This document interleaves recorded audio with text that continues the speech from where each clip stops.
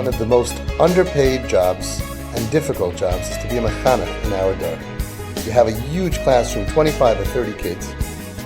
One of them has ADD, one of them has ADHD, one of them has OCD, one of them the parents are getting divorced, the other one is traumatized and abuse and all kinds of problems that we know exist in the classrooms. And how on earth is Rebbe supposed to teach? Then you have a couple of kids that they have very quick. And then when you repeat it for the other kids, they get very bored.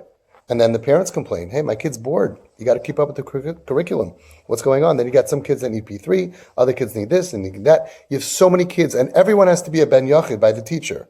I mean, it's incredibly hard. A psychologist gets paid $600 to do an evaluation on one kid at a time. This Rebbe has to do a constant evaluation on 30 kids because the matzavim changes throughout and you can never get it wrong.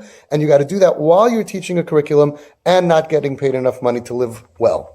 It's really, really super hard. And yet the mechanchim are told that you're not allowed to throw kids out and you have to be totally ibergegeben and you have to give your life to these kids. It's really, really hard and it's not for everybody to do. You've got to be Superman. You've got to be superhuman to be able to do that. And we have to have such incredible appreciation to these Rebbeim for juggling and mamish professional jugglers to juggle every kid. And one kid comes in one day and he's tired. Is he tired because he's lazy? Is he tired because he's up late at night? Is he tired because he's doing things he shouldn't do? Is he tired because the family's fighting his older brothers that are up? What is going on? You have to be right every single time. Because if you deal with it the wrong way, one kid you got to say, you know what, go to the Rebbe's room and lie down for a few minutes.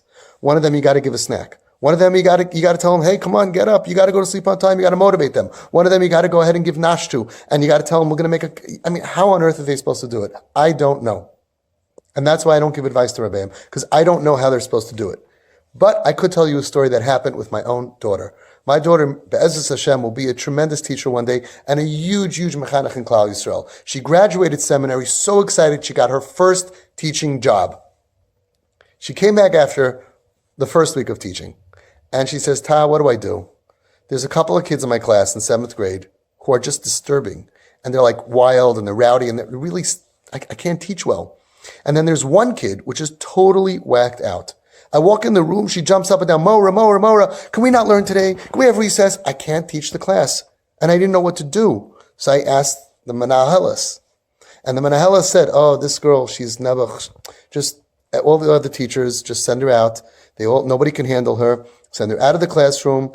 And we should never have taken her this year. And we're not taking her next year. She can't sit. You can't teach somebody like that. And the other ones, okay, once she's out, the other ones you can get control of the class. So my daughter felt something's, really? So she says, Ta, what do I do? So I said, and remember, this is her whole life, her future. She wants to be a mechanech and a menahelis. This is what she's planning for as her career, her passion, her dream. It's the first week.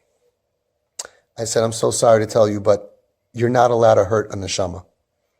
It's not an excuse that you're a teacher. It's not an excuse that you want this. If you can't make sure not to hurt a neshama, then quit. Find another job.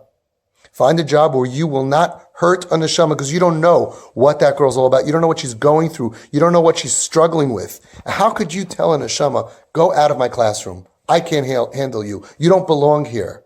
You can't be a part of that. I know. You don't know what to do, but don't be a part of that. So she looks at me, she goes, but what am I going to do? It's my whole life. So I said, well, I guess you have only one choice. You got to win over that girl. If you win over that girl, so then the other girls are going to behave, right? The other girls are going to behave. You're going to get the whole class. So your job now, in order to save yourself, your career, so you don't have to quit, your job is what? Win over that girl. The next day she went in, this is true story, every single word. The next day she went in. The girl says, Mora, can we go out to play that? She goes, oh, Chani, come here a second. I'm really thirsty. Can you get me a drink? Sure.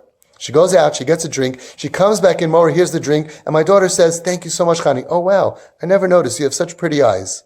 The girl behaved that day. The next day she comes in, Mora, can we not? My daughter says, Chani, remember you got me a drink of water yesterday, can you do it again? I love when you get me water, you're so nice. She comes back in a couple of minutes later, she goes, wow, you have such a nice headband. I love your headband, it's really pretty. And she behaves. When she behaved, the other kids behaved.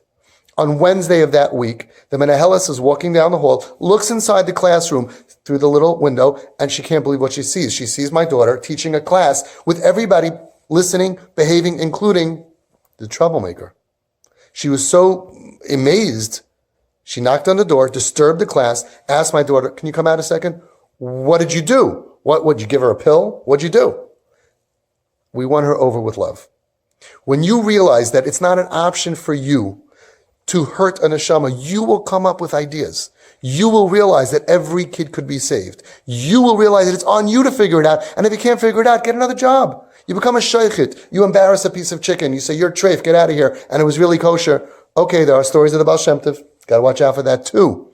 But a neshama? You're going to reject a neshama? I was at the Agudah convention. Such nice young mechanchim came over to me, a manal with 3 rabbeim. And they said, we want to ask you a question. I said, I don't give chinuch advice. No, but really, just tell us what you think. I said, I think you should ask someone who gives chinuch advice. No, but really. Okay, what's the situation? 3rd grader. His parents are going through a vicious divorce. There's fighting at home. The kid cannot, there's terrible stuff happening. There's police being called, the shomer being called, and he can't concentrate and he doesn't do his homework and he comes in very tired. What should we do? I said, what's the question? Well, some people say that you can't give in. You got to keep him to the standard. Otherwise he's going to feel this and he's going to fall behind and we got to push him. He's got to do homework. I said, what? How could he do homework if he doesn't have a home?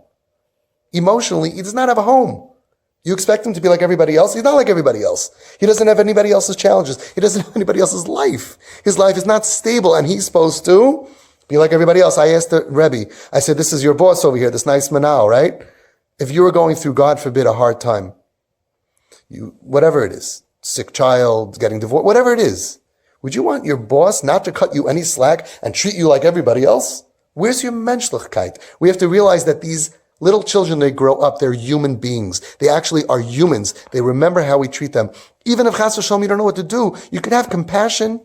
You could just be a human being that cares for somebody. You could hug him and say, I'm sorry going for a hard time. Don't hug him. Got to be careful. You can say, I'm sorry you are going through such a hard time. What is it that we lose our compassion? These are human beings and they grow up and they will remember you. I work with kids, and they remember every 3rd grade, 4th grade Rebbe, any grade, even little kids. You are mavaza mi berabim. You are not allowed to be mavaza a child berabim. So says all of the big gedolei hadar. I feel bad for Rebbeim. It's an underpaid job, and we love you guys. You guys are superheroes. But I've seen those of you that don't know how to handle kids. I've seen it firsthand. Throwing the kid out, you can't handle it. And I've seen that same type of kid the next year with a different Rebbe who has skills, who goes and gets trained and can change their lives. But at the very minimum, realize that you have to come up with the answers. We're relying on you. We need you. In today's dar, we're playing for keeps. At the very minimum, just decide that you will treat them as humans. Promise that you will treat them in a way that no matter what happens, they will always remember your smile, that you cared about them as human beings. Remember, your kids are also going to have Rebbeim. I work with Rebbes who have kids who are hurt by Rebbeim. We all have to be very, very sensitive to kids who are struggling. You got to be able to know whether a kid is lazy. Are they all really lazy and manipulating? Or it could be, but sometimes they're in pain. Don't make a mistake, because you're going to be held accountable. And I really hurt for you guys because it's a tough job. You have to be so sensitive and so trained. It's the hardest thing in the world. But if you always go with compassion, if you always say, you know what, I don't know what to do, so I'll just give him I'll be there for him. I'll love him. I'll show him I like you. You've got to show every single kid in that classroom that you like them. And it's such a challenge. I could never do it. I hope that you can.